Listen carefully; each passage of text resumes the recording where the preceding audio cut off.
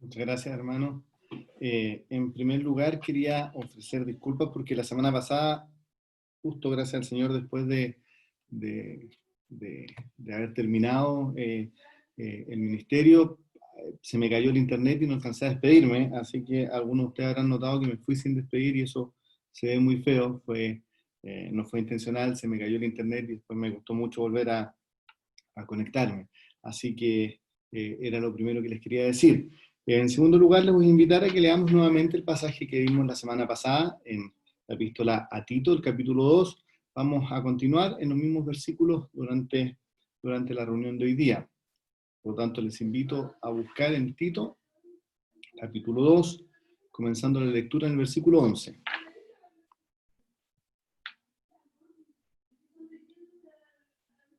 Tito, capítulo 2, versículo 11 dice: porque la gracia de Dios se ha manifestado para salvación a todos los hombres, enseñándonos que, renunciando a la impiedad y a los deseos mundanos, vivamos en este siglo sobria, justa y piadosamente, aguardando la esperanza bienaventurada y la manifestación gloriosa de nuestro gran Dios y Salvador Jesucristo, quien se dio a sí mismo por nosotros para redimirnos de toda iniquidad y purificar para sí un pueblo propio, celoso de buenas obras. Esto habla y exhorta y reprende con toda autoridad, nadie te menosprecie. Hasta aquí, hermanos, la lectura, la palabra de nuestro Dios. La semana pasada estuvimos especialmente entre los versículos 11 y 12 y veíamos cómo nuevamente es la gracia de nuestro Dios, la maravillosa gracia de nuestro Dios, aquella que fue manifestada, aquella que apareció para salvación en la persona del Señor Jesucristo, y que actuó en nuestra justificación, actuó en nuestra salvación en el pasado, la que en el presente nos capacita, la que en el presente nos enseña, nos entrena a vivir vidas piadosas. Si nosotros revisamos la primera parte de este capítulo, si vemos desde el versículo 1 hasta el versículo 11, nos vamos a encontrar con vidas cambiadas, con vidas transformadas, con vidas de todo tipo de hombres, de todo tipo de personas, muy a la rápida,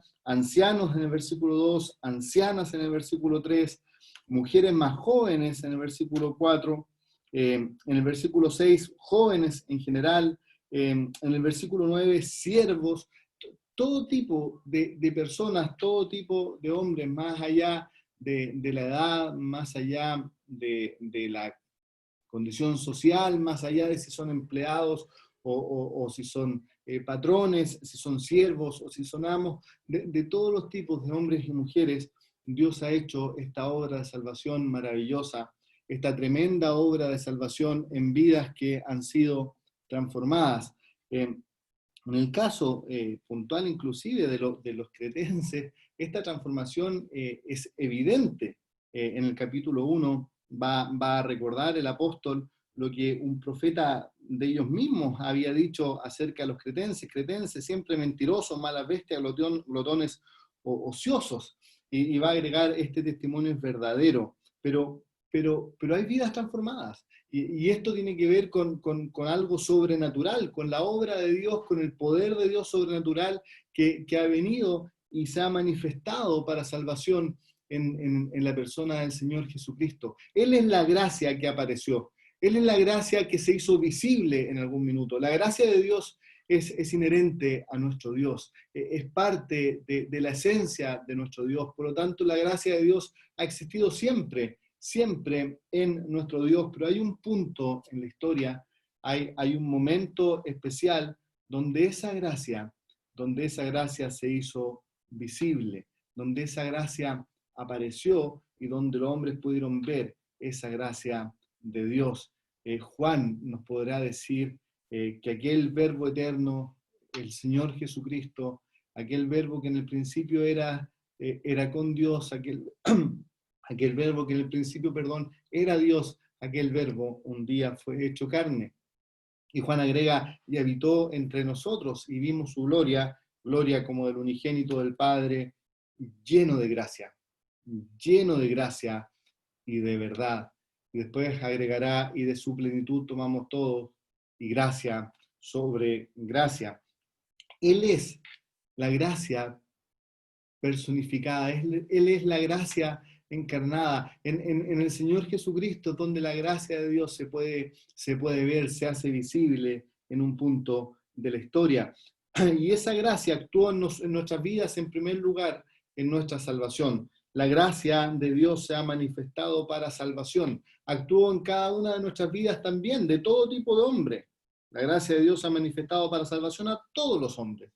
Y nosotros somos personas que hemos venido de distintos contextos, de distintos lugares, de distintos tipos de familia. Algunos hemos nacido en un entorno de creyentes que nos guiaron de acuerdo a la Escritura y que nos convertimos también, el Señor nos alcanzó a muy temprana edad, otros llegaron más tarde, algunos son únicos en su familia, no importa, de todos los hombres, el Señor Jesucristo ha salvado.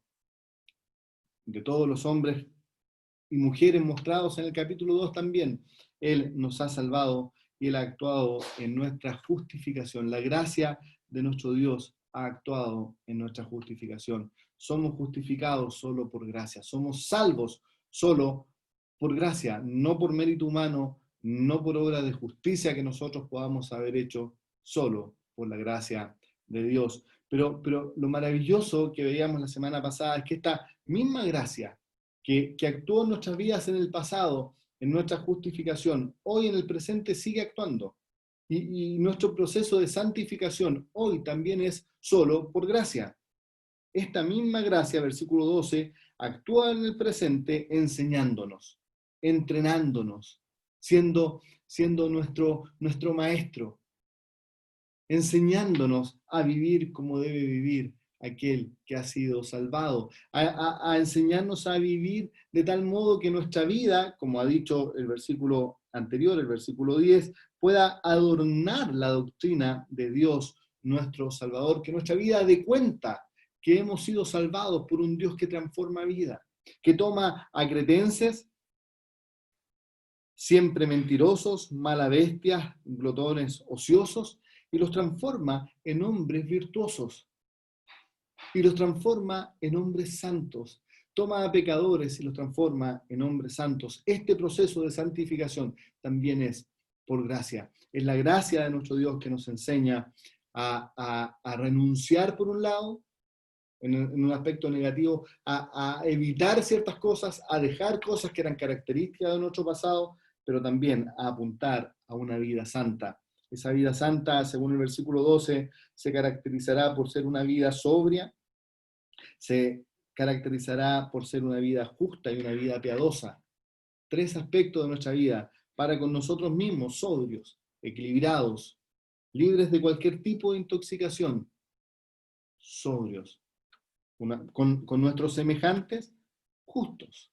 Una vida de justicia, de rectitud, donde tratamos a las personas como deben ser tratadas, donde nos preocupamos por aquel que tiene una necesidad, donde ayudamos cuando podemos ayudar. Un corazón con justicia, un corazón que trata a los demás con justicia, con rectitud. Y respecto de nuestro Dios, vivimos de manera piadosa.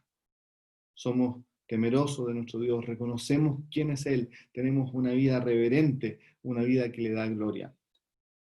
Pero en el versículo 13, que no alcanzamos a ver la semana pasada, nos encontramos con que es la misma gracia, como decíamos, que actuó en nuestra justificación, la misma gracia que actúa en nuestra santificación, enseñándonos a renunciar y a vivir, la que también nos enseña a esperar. Esa preciosa gracia de nuestro Dios que apareció para salvación, que actúa en nuestra justificación, nos capacita también para anhelar fervientemente nuestra glorificación. Solo por la gracia de Dios somos librados del castigo del pecado en nuestra justificación, somos librados del poder del pecado hoy, y su gracia opera en nuestra santificación y anhelamos profundamente ser libertados de la presencia del pecado en nuestra glorificación. La gracia de Dios presente en cada aspecto, en cada momento de nuestra vida. La gracia de Dios nos enseña entonces a desear con fuerza aquel glorioso día en que nuestro Señor Jesucristo será manifestado. En el versículo 13, cuando leemos aguardando la esperanza bienaventurada, esta primera palabra, aguardar, tiene la idea de una búsqueda expectante, de un anhelo ferviente. Fíjese que no se trata de saber que existe un evento futuro, ni siquiera se trata de estar convencido que realmente ocurrirá. Se trata de anhelar profundamente, de una fuerte expectativa. Además, la forma del verbo indica una acción continuada. El creyente espera continuamente la venida del Señor. No es un evento más, no es algo que nosotros podamos mirar desde lejos, que nosotros podamos saber que va a existir, pero que en realidad no nos afecte mayormente. Es algo que esperamos y que anhelamos ardientemente. Perdón, Pedro, si lo pensamos de esta manera, como algo que anhelamos profundamente, como algo que deseamos profundamente, entonces va a ser algo importante en nuestras vidas. No solo algo que nos interesa. No sé cuántos de ustedes usan Facebook, pero hoy en día aparecen eventos en nuestro perfil y uno le puede poner asistiré, me interesa, o simplemente no preocuparse por aquello a lo que hemos sido invitados. Esto no es algo a lo que le podamos poner me interesa simplemente. No es algo que en realidad creemos ciertamente que va a ocurrir, pero que no nos va ni nos viene. Es algo que estamos aguardando, que estamos anhelando, porque tiene que ver con lo esencial de nuestra salvación. Pedro nos dice en su primera epístola, bendito sea el Dios y Padre de nuestro Señor Jesucristo, que según su grande misericordia nos hizo nacer, renacer para una esperanza viva. Fíjense que en ese pasaje Pedro lo muestra como un propósito. Nos hizo renacer para una esperanza viva. La esperanza debe ser una característica de todo creyente, de todo aquel que ha nacido de nuevo, de todo aquel que Dios ha justificado y le ha dado una nueva vida. Más adelante, en el versículo 13 de ese mismo capítulo, va a dar Pedro su primera instrucción, su primera exhortación, el primer verbo en imperativo, y este será que debemos poner completamente nuestra esperanza en la gracia que se nos está trayendo, que se nos traerá cuando el Señor Jesucristo sea manifestado. Un comentarista al respecto dice que es una orden para el deber por parte de cada cristiano, que pide un acto de voluntad más allá de un simple sentimiento emocional. Hemos sido salvos. Dios nos ha dado la salvación. Él nos hizo renacer para una esperanza viva. Nuestra responsabilidad es poner por completo nuestra esperanza en la manifestación de nuestro Señor Jesucristo. Debemos vivir con esperanza. Nuestra vida debe caracterizarse por la esperanza. Debe mostrar que esperamos, que anhelamos, que buscamos fervientemente aquel día, y que es un día en el cual amamos y deseamos todos los días de nuestra vida.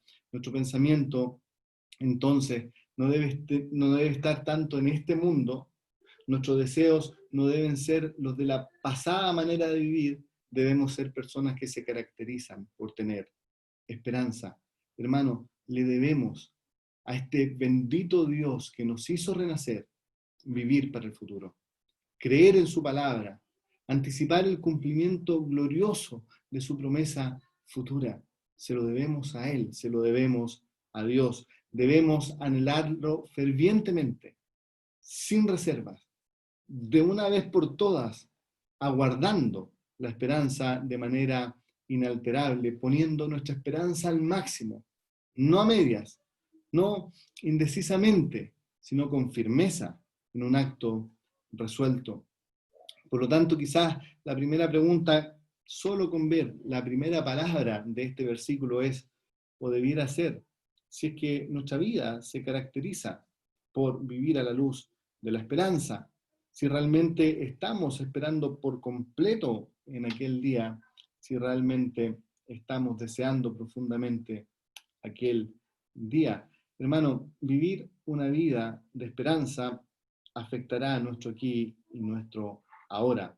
Cuando ponemos nuestra mirada en aquel día, levantamos nuestra mirada a las cosas que este mundo nos ofrece, todo brillo de este mundo pierde su luz, toda cosa importante en este mundo pierde valor y la empezamos a mirar en su correcta dimensión, desde la perspectiva correcta. De hecho, especialmente en momentos como los que estamos viviendo, momentos de preocupación, de temor, de ansiedad, de amenazas, etcétera, en momentos difíciles, en momentos complicados, la realidad de nuestra esperanza nos va a ayudar a mirar estos momentos con una perspectiva adecuada. Es el contexto en el cual Pedro escribe lo que hemos citado anteriormente, a hermanos que lo estaban pasando mal, y él los va a consolar a través de esta esperanza viva. O si usted lo quiere, en palabras del apóstol Pablo, porque esta leve tribulación momentánea, escribe a los Corintios, produce en nosotros un cada vez más excelente y eterno peso de gloria. No mirando nosotros las cosas que no se ven, perdón, las que se ven, sino las que no se ven, pues las cosas que se ven son temporales, pero las que no se ven son eternas. Este esperar, este anhelar, este aguardar fervientemente, modifica nuestro vivir ahora, impacta nuestro presente, debe impactar nuestro presente. Un comentarista ponía el siguiente ejemplo. Le decía, mira, tomemos a dos personas con exactamente la misma educación, con un contexto familiar similar, de una edad parecida, y asignémosles exactamente el mismo trabajo. Y además, ambos en un lugar no muy adecuado, en una sala, con luz artificial, sin ventanas, sin mayor distracción, sin poder navegar en internet, sin teléfono, solamente dedicados a hacer un trabajo rutinario. Y a uno le ofrecemos el sueldo mínimo y a otro le ofrecemos 5 millones de pesos de renta. ¿Van a actuar de la misma manera? ¿Va a afectar esa expectativa de la renta que recibirán a fin de mes? ¿Cómo va a ser su trabajo en el día a día? Por supuesto. Uno va a encontrar que está preso y el otro seguramente va a encontrar que está en el mejor trabajo del mundo. Es importante la expectativa que nosotros tengamos en el futuro para cómo vivimos el presente. Ahora, esto no es alejado de las Escrituras.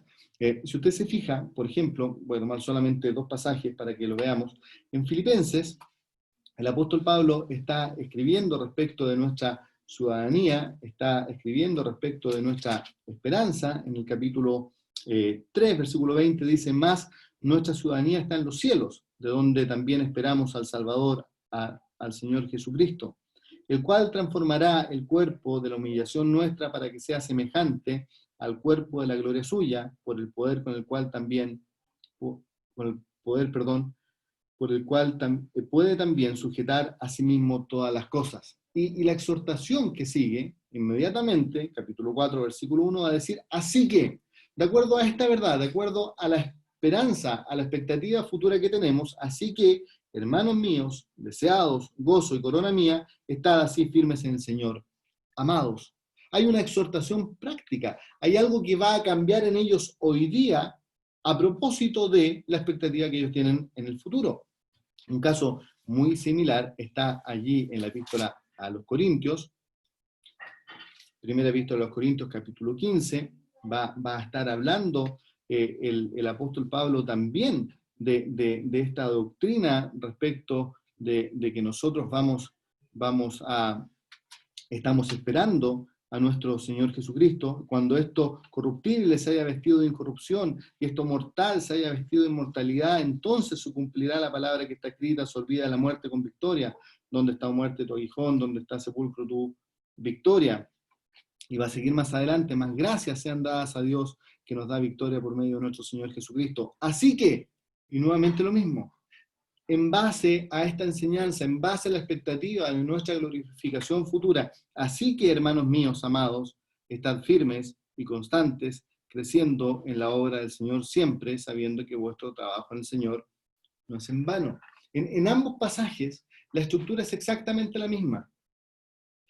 Ya que nuestra ciudadanía está en los cielos y esperamos ser transformados, esperamos la glorificación, Filipenses, ya que esperamos ser glorificados, 1 Corintios, la misma expectativa, entonces hay exactamente o muy parecida la exhortación. Y va a decir el apóstol Pablo, así que estad firmes. Estad firmes. ¿Se da cuenta, hermano, que también desde la Escritura, y que es lo más importante, la expectativa de la glorificación futura debe afectar mi aquí y mi ahora? ¿Debo estar más firme porque estoy esperando la glorificación, porque estoy esperando al Señor Jesucristo? Nuestros actos, nuestro día a día, debe dar cuenta de nuestro anhelo. Donde está, va a decir el Señor Jesucristo, donde esté vuestro tesoro, allí estará vuestro corazón. Si mi tesoro está en las cosas de esta tierra, mi corazón va a estar en esta tierra. Si mi tesoro está en los cielos, donde no hay corrupción, donde no hay ladrón que mine ni que pueda robar, mi corazón va a estar en las cosas de arriba. Ahora, nuestro texto agrega además que lo que nosotros anhelamos, lo que nosotros aguardamos, lo que nosotros buscamos fervientemente, es la esperanza bienaventurada. Detengámonos aquí solo unos minutos. El apóstol lo que nos dice es que esta esperanza que nosotros tenemos es bienaventurada. Y esto lo podemos ver por lo menos por dos partes. Primero, una esperanza, o la esperanza que nuestro Señor Jesucristo viene, es una esperanza que traerá bendición, bienaventurada, que dará bendición. Cuando Él venga, cuando podamos por fin verle cara a cara, estar con Él, para siempre con Él, y eso es suficiente para que sea una esperanza bienaventurada, además habrá una herencia, además habrá paz, recompensa, perfección, alabanza, honor, gloria, y podría estar toda la tarde citando cosas que va a traer el Señor Jesucristo en su glorificación. Es maravillosa. Es una esperanza realmente bienaventurada. Es una esperanza que trae mucha bendición. Es una esperanza que nos dará a nosotros mucha bendición. Vivimos entonces en una esperanza que nos trae bendición. Vivimos con añoranza en una esperanza que nos trae muchas cosas, que nos trae mucha gloria, mucha bendición, que no merecemos, que solo por gracia. Esa glorificación y lo que la manifestación del Señor Jesucristo trae para nosotros también es solo por gracia. Quizás por eso Pedro dice, poned por completo vuestra esperanza en la gracia que se os está trayendo. Es gracia también la glorificación futura. Y son bendiciones solo por gracia. Es eso lo que esperamos. Pero por otra parte, que sea una esperanza bienaventurada, también nos dice que es una esperanza que nos da felicidad. Es una esperanza en la cual podemos y debemos regocijarnos. Miramos el futuro, pensamos en ese momento glorioso y nos trae alegría, nos trae gozo. Un gozo mucho mayor al que el mundo nos puede ofrecer. Nos gloriamos en la esperanza, nos regocijamos en esta esperanza dichosa. Por eso anhelamos fervientemente la esperanza bienaventurada. Lo tercero que nos dice el pasaje es que esta esperanza bienaventurada que estamos esperando tiene un contenido, tiene, tiene algo. Y ese contenido tiene que ver con que esperamos la manifestación gloriosa, esperamos ardientemente a nuestro Señor y Salvador, el Señor Jesucristo.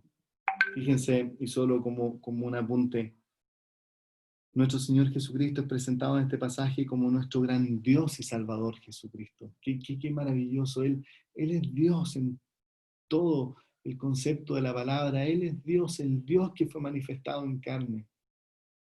Él es el Dios y Salvador que esperamos en el futuro. Su manifestación gloriosa es nuestra esperanza.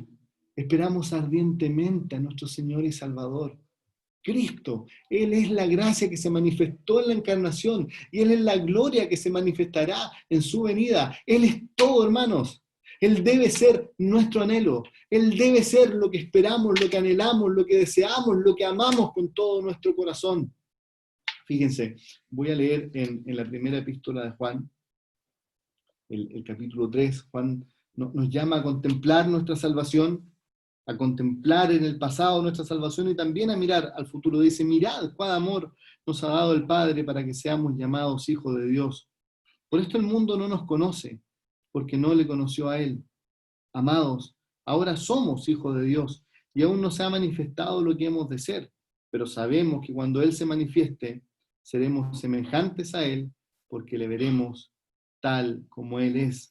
Y todo aquel que tiene esta esperanza en Él, se purifica a sí mismo, así como Él es puro. Fíjese que nuevamente nos encontramos con la misma verdad, pero ahora en palabras de Juan. Miramos al pasado y vemos un gran amor desplegado en nuestra salvación. Mirad qué clase de amor nos ha dado el Padre, que nos ha hecho hijos de Dios. Hay en nuestro pasado un amor, una gracia infinita manifestada en nuestra salvación, pero también nos lleva a mirar el futuro. Y lo vemos como un futuro glorioso. Sabemos que cuando Él se manifieste se hará realidad lo que hemos de ser para siempre. Sabemos que cuando Él se manifieste seremos transformados y seremos semejantes a Él, dice Juan, porque le veremos tal como Él es. No solo vamos a entrar por la puerta hasta la casa del Padre y habrá un lugar para nosotros, que es seguro porque Él lo prometió. Es mejor que eso. Seremos hechos como el Señor Jesucristo. Cuando pensemos en nuestra esperanza, pensemos en eso, hermanos, seremos como Cristo. Pablo dijo que esa era su meta. Filipenses capítulo 3, esta es la meta de mi vida. Este es el premio del supremo llamado de ser como Cristo. Es la meta de mi vida. Esto es por lo que olvido lo que queda atrás y me extiendo a lo que está adelante. Esto es lo que busco con todas mis fuerzas, ser como el Señor Jesucristo. Hermanos, eso es el cielo. Eso es lo que esperamos. Es la esperanza bienaventurada cuando el Señor será manifestado. Seremos conformados a la imagen del Hijo de Dios. Seremos hechos como nuestro Señor Jesucristo.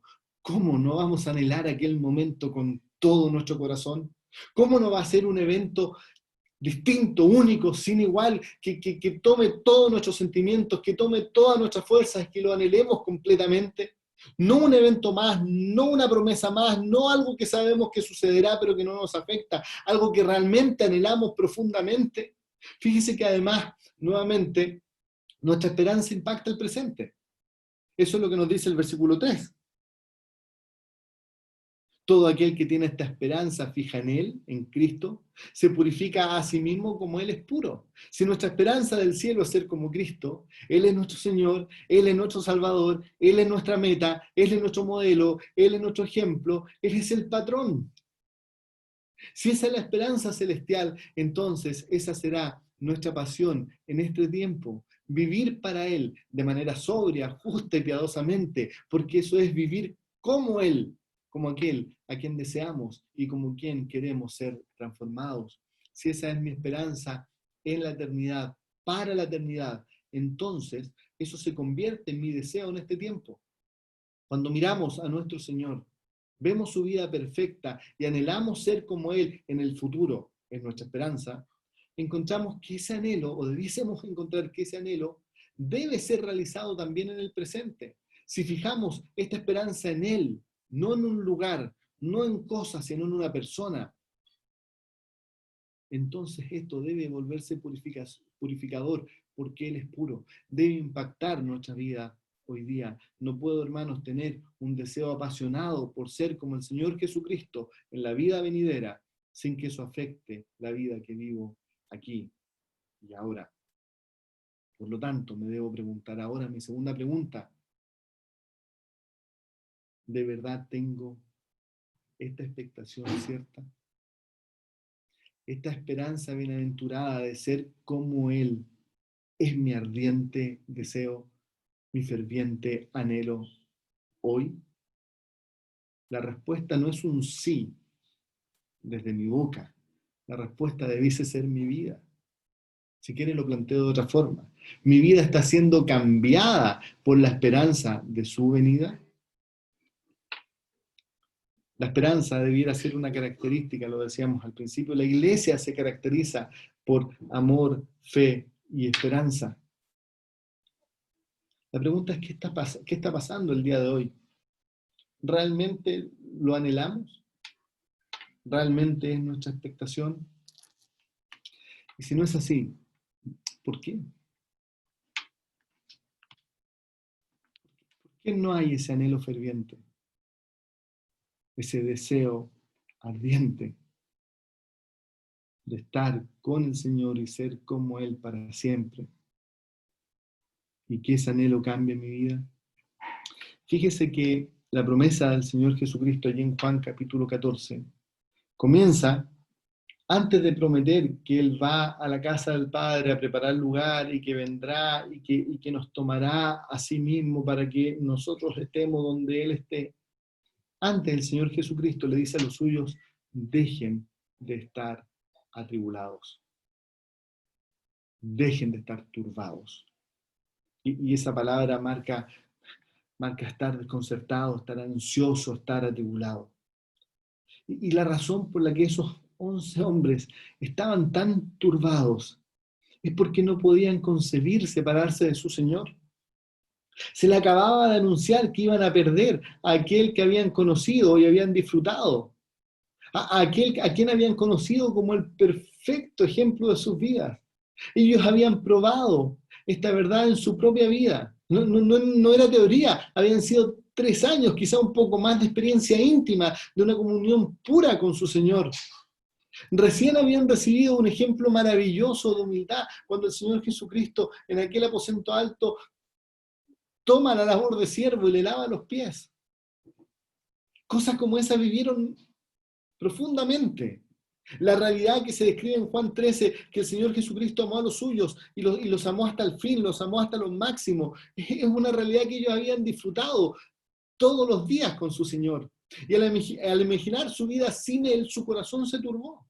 Entonces, cuando su corazón está turbado porque no van a estar más con su Señor, porque les acaba de decir que se va y que no lo van a ver más, entonces la promesa de su venida se transforma en un mejor consuelo. El Señor va a estar consolándolos casi por 3 capítulos completos.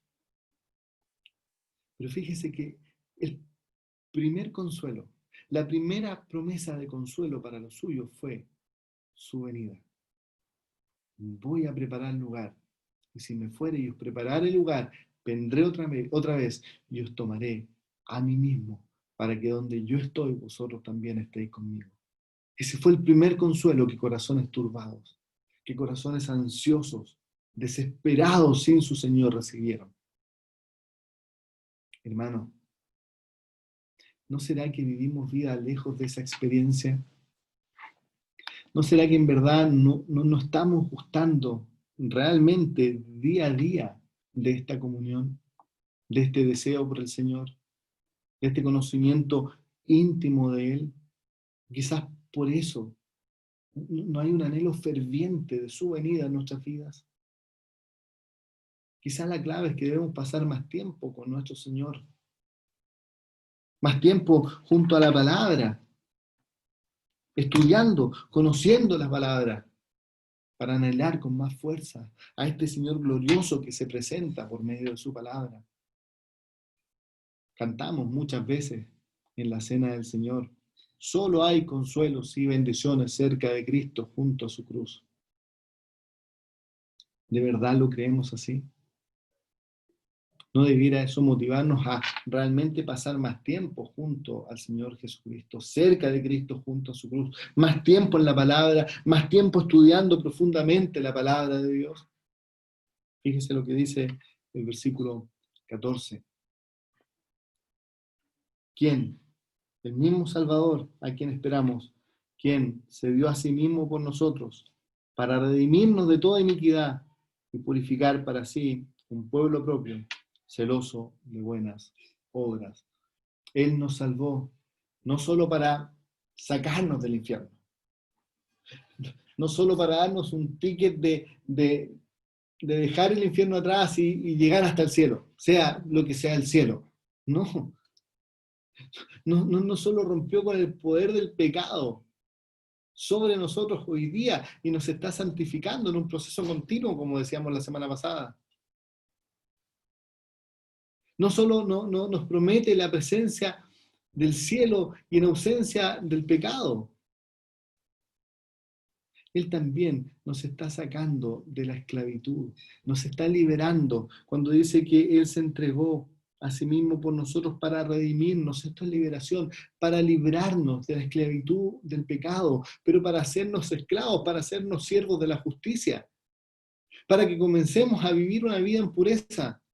Nosotros somos templo del Espíritu Santo, no somos nuestros. Hemos sido comprados por precio. El Señor Jesucristo se dio a sí mismo por nosotros. Pagó el precio de nuestro rescate. Hemos sido comprados por precio. Por tanto, dice la Escritura, debemos glorificar a Dios en nuestro espíritu y en nuestro cuerpo, los cuales son de Él. Él quiere un pueblo puro. Él quiere un pueblo apartado. Un pueblo que renuncia a lo que le caracterizaba en el pasado y que ahora vive de una manera santa. Un pueblo que demuestra lo que es ser transformado, que demuestra lo que es ser salvo, un pueblo que muestra su gloria. Dios nos ha salvado para mostrar su gloria. Él nos ha salvado, Él nos santifica, Él nos promete un futuro. Nuestra vida debe ser para su gloria. Hemos sido libertados de la esclavitud del pecado, redimidos de toda iniquidad y purificados para sí, para tener un pueblo propio. Él quiere, hermanos, Él quiere un pueblo propio que sea un tesoro para Él. ¿Por qué? ¿Para qué? Fíjese lo que dice al final del versículo. Un pueblo propio, celoso de buenas obras. Personas que viven en buenas obras para que otros puedan ver el poder salvador de Dios en exhibición. Eso es lo que nos dice el versículo. Por cierto, la palabra celoso es muy importante. No es solo que nosotros hagamos buenas obras.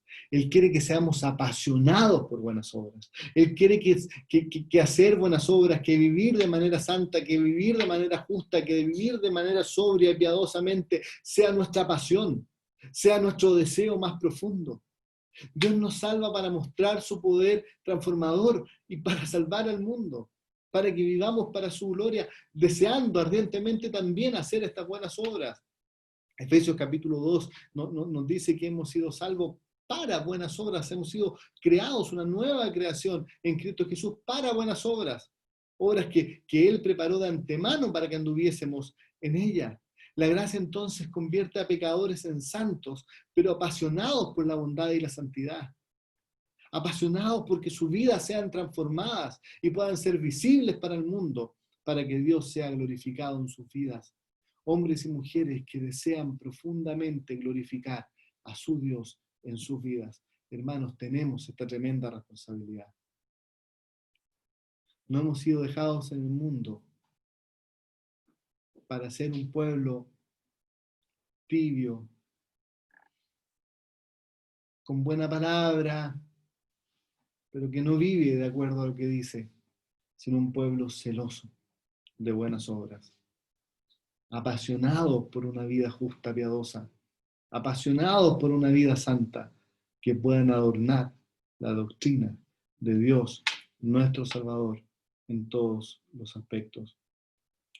Pedro nos dirá también en su segunda epístola, al terminar, nos dice: por lo cual, oh amados, estando en espera de estas cosas. La ha hablado recién de cielos nuevos y tierra nueva en los cuales mora la justicia. Fíjense la relación. Esperamos, pero esperamos un lugar justo. Esperamos un lugar donde mora la justicia.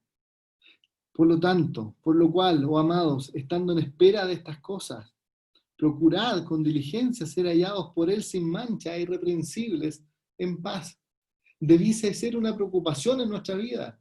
Vivir como santos, apasionados por las buenas obras. Y va a agregar, versículo 17, así que vosotros, oh amados, sabiéndolo de antemano, guardaos de ser arrastrados por el error. Antes bien, creced en la gracia y en el conocimiento de nuestro Señor y Salvador Jesucristo.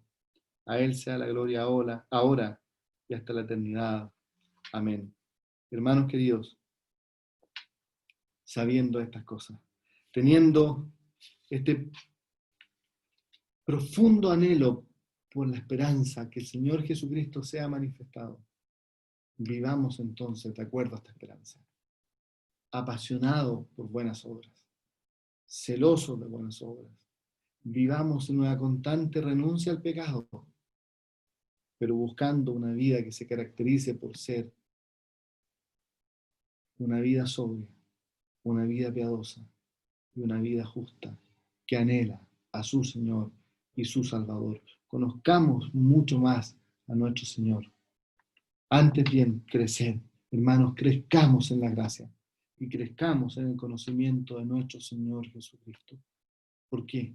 Porque ese es el modo, esa es la forma que se cumpla el propósito de nuestro llamado, que se cumpla el deseo más profundo que debiera haber en nuestro corazón, que a Él sea la gloria ahora y hasta el día de la eternidad.